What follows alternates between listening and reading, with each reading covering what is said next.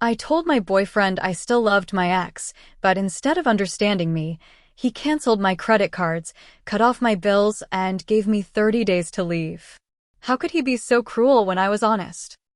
Javier is, objectively, the perfect boyfriend.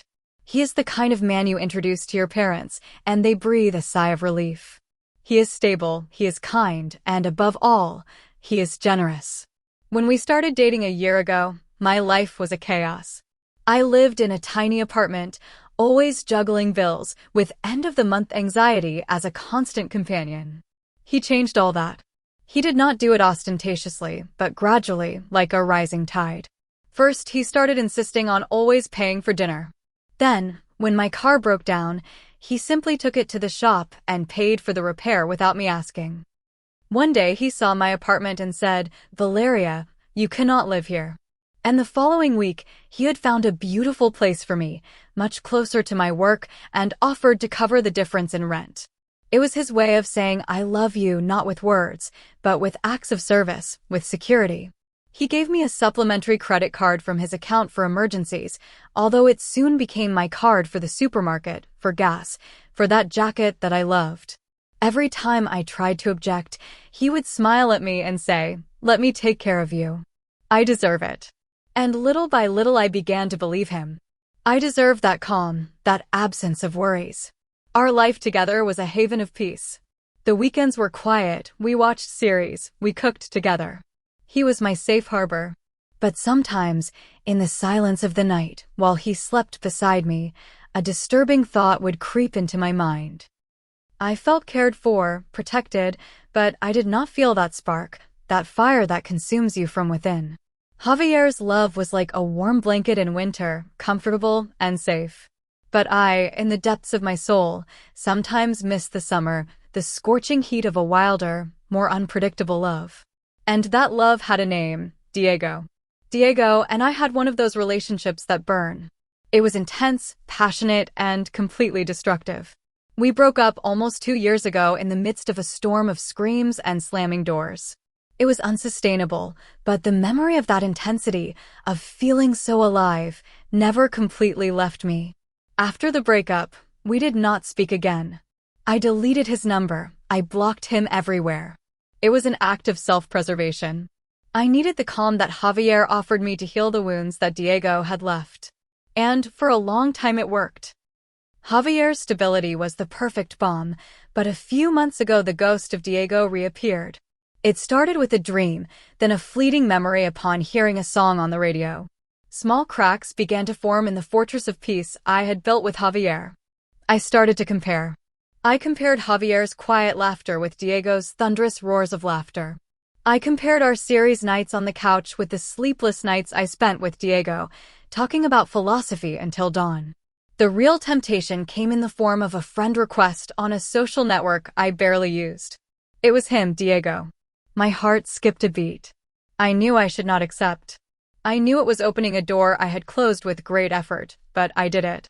It was an impulse, a need to know what had become of him.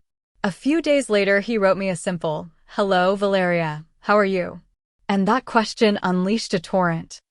We started talking first casually, then our conversations became longer, deeper. We talked about the past, about our mistakes. He told me he had changed, that he had gone to therapy. He told me he had never stopped thinking about me. Every message from Diego was a drug. It made me feel that adrenaline I had forgotten. I started living a double life. By day I was Javier's happy and calm girlfriend. At night I would hide in the bathroom to exchange messages with Diego until the early morning. A feeling of guilt gnawed at me sometimes, especially when Javier did something incredibly sweet for me. But then I would tell myself, I'm not doing anything wrong, we are just talking. It is innocent. But it was not innocent. I was rekindling a fire that I knew I could not control. And deep down I knew I was being unfair to Javier. He was giving me the world, a world of security and peace, and I was betraying him in silence, yearning for the chaos that almost destroyed me. The situation was a ticking time bomb, and I kept bringing the match closer, unable to stop. The situation became unsustainable. Living in two worlds was tearing me apart. Every kind gesture from Javier felt like an accusation. Every passionate message from Diego like a promise. Guilt and longing were two tides pulling me in opposite directions. I realized I could not go on like this. I had to make a decision, and for me, the only honest decision was to follow my heart. I knew it was going to destroy Javier. The thought caused me physical pain. He did not deserve this. He had done nothing wrong. On the contrary, he had been the kindest and most generous man I had ever met. But I could not continue living a lie. I could not continue accepting his love, his care, and his money while my heart was elsewhere. That would be using him. And I'm not that kind of person. I chose a Sunday night to talk to him. I wanted to do it right, calmly, with respect.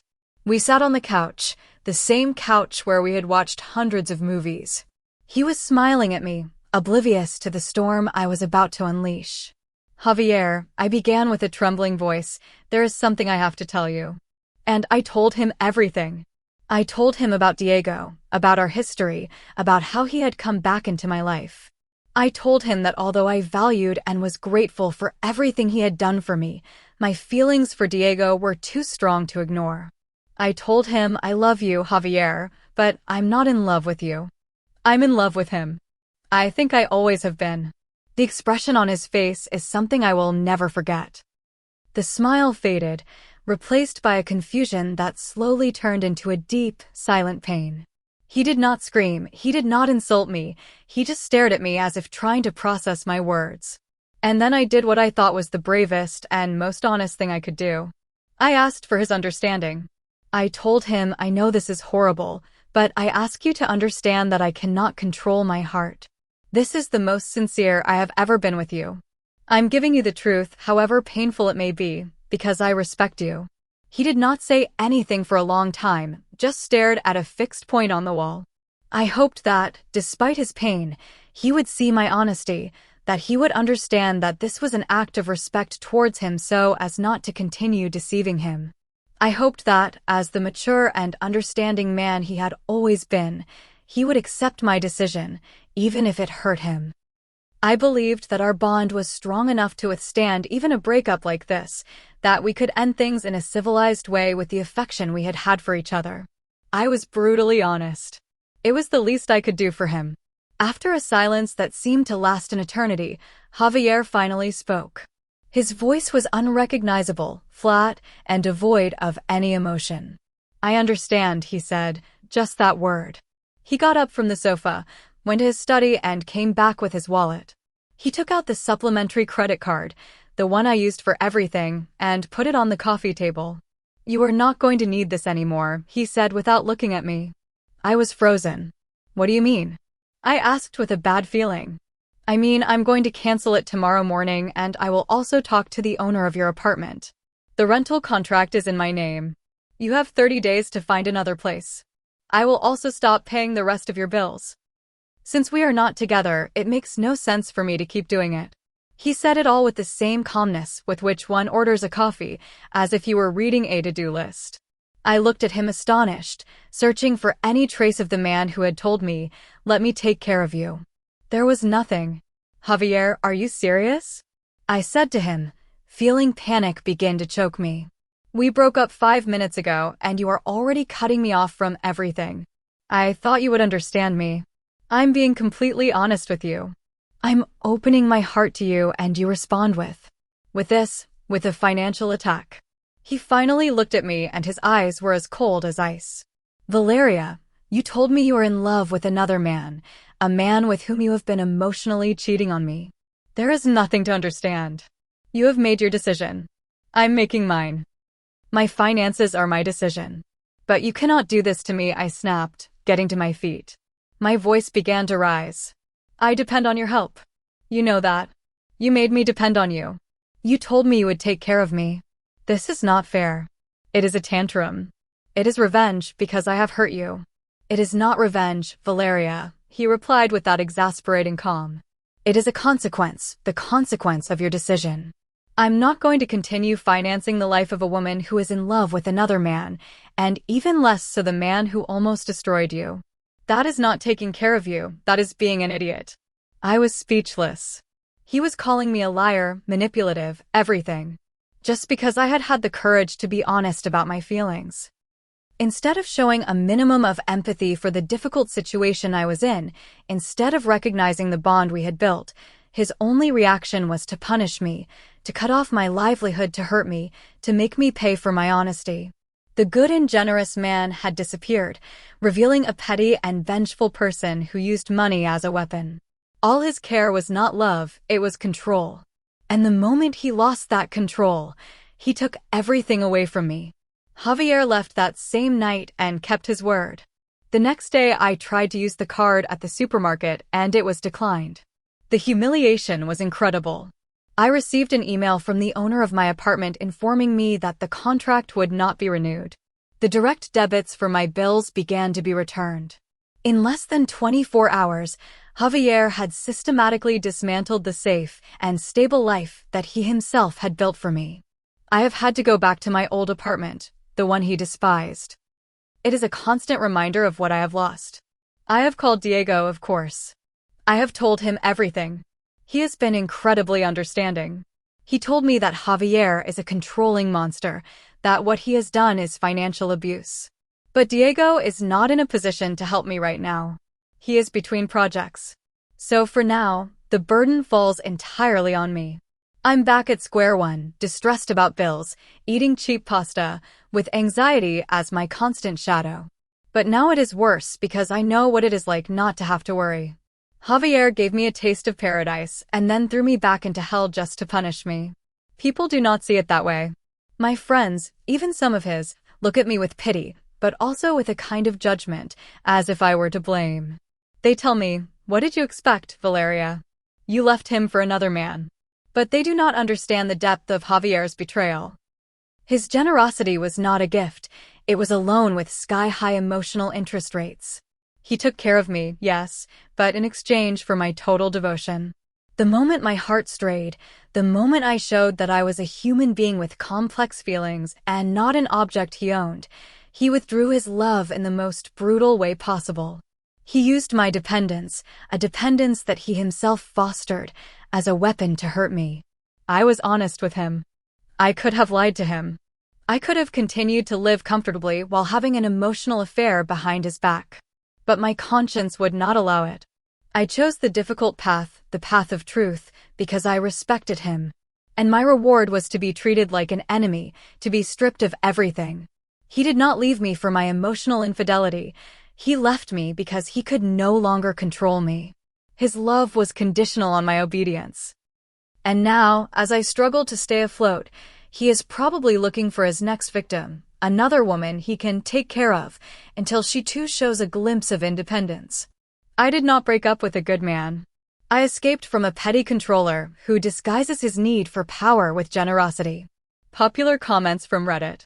Anonymous User 1. You saved Javier from continuing to waste time and money on you, and on top of that you have the nerve to complain.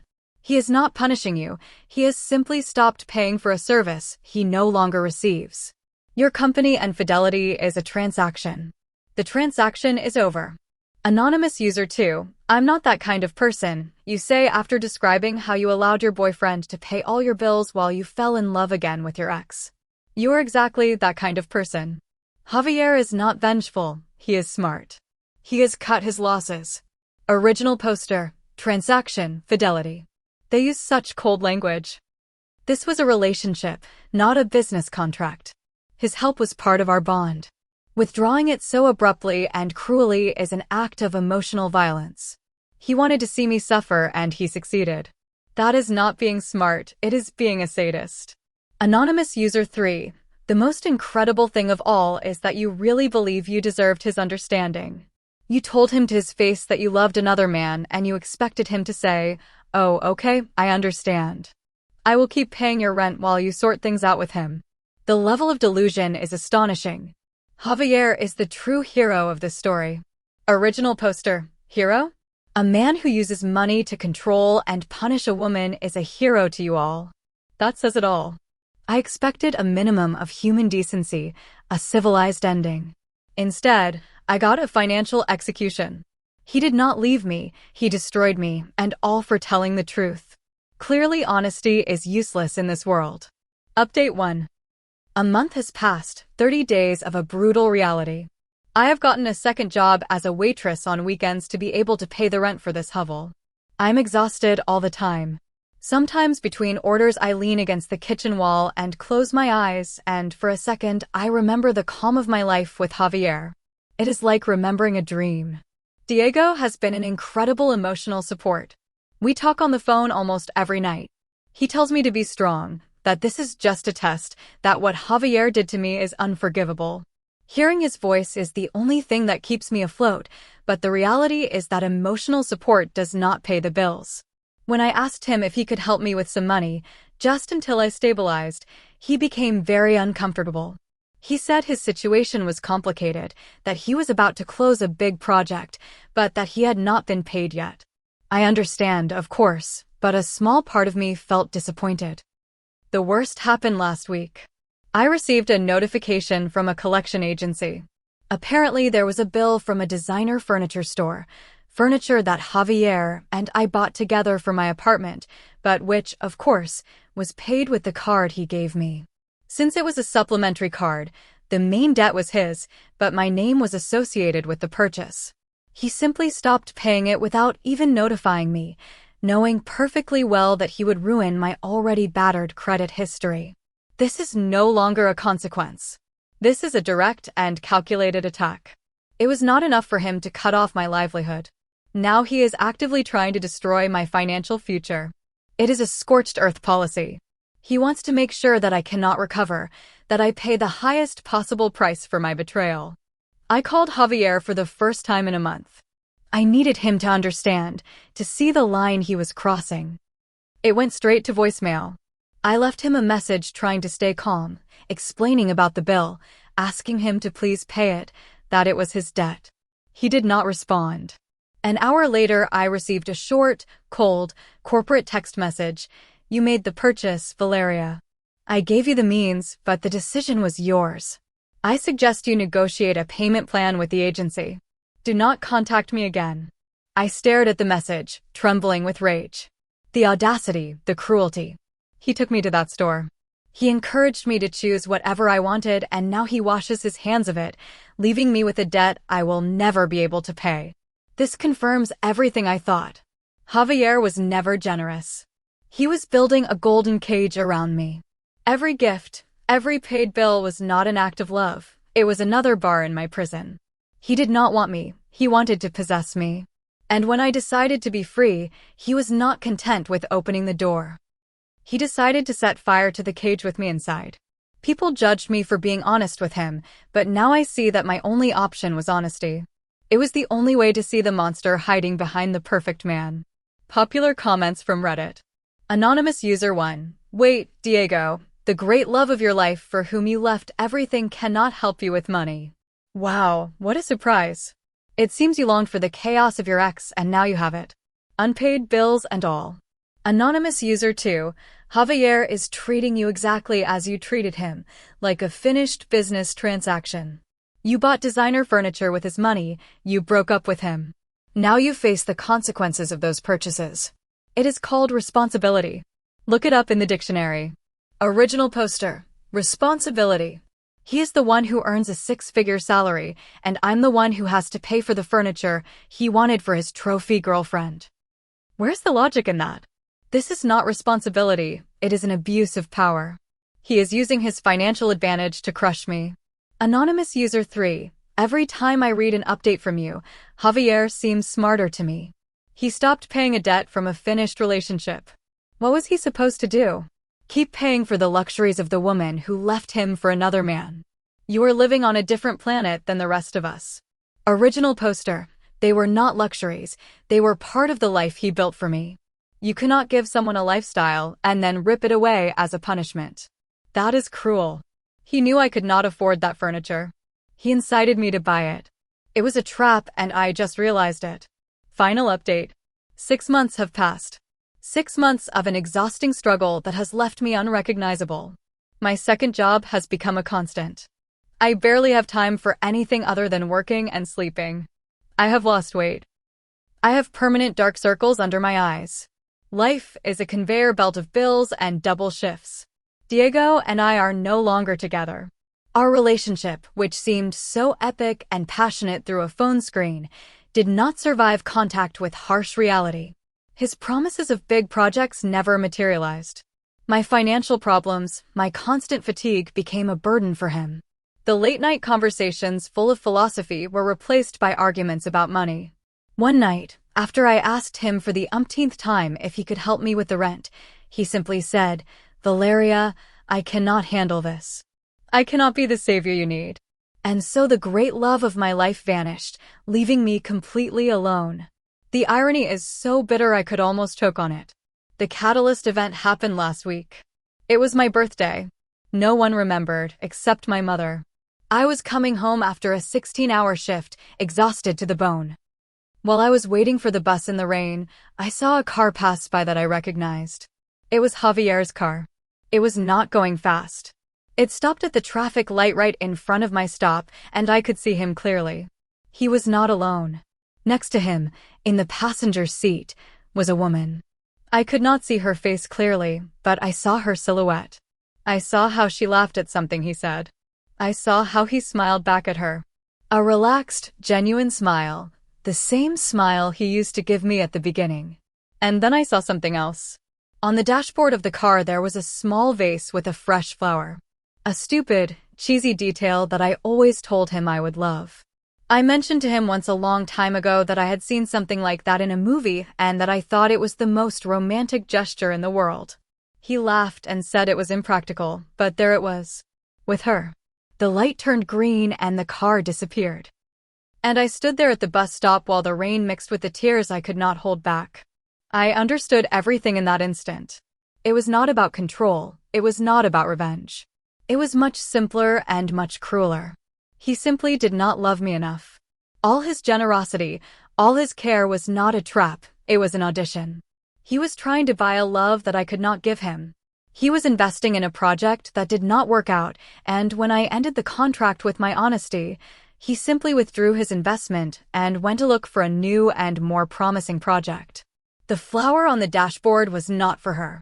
It was a symbol of everything he was willing to do for the right woman. And that woman was never me. I left Javier for a ghost, for the memory of a passion that no longer existed. And Javier left me because I was never more than a bad investment. There are no villains in this story. Only losers, and I have lost everything. My stability, my idealized love, and what is worse, any shred of respect for myself. I'm alone, in debt, and exhausted, and all because I chased a spark without realizing that I was going to burn everything in my path. Popular comments from Reddit. Anonymous User 1, wow, this is the first moment of true clarity you have had in all this time. It is a brutal and painful conclusion, but it is the truth.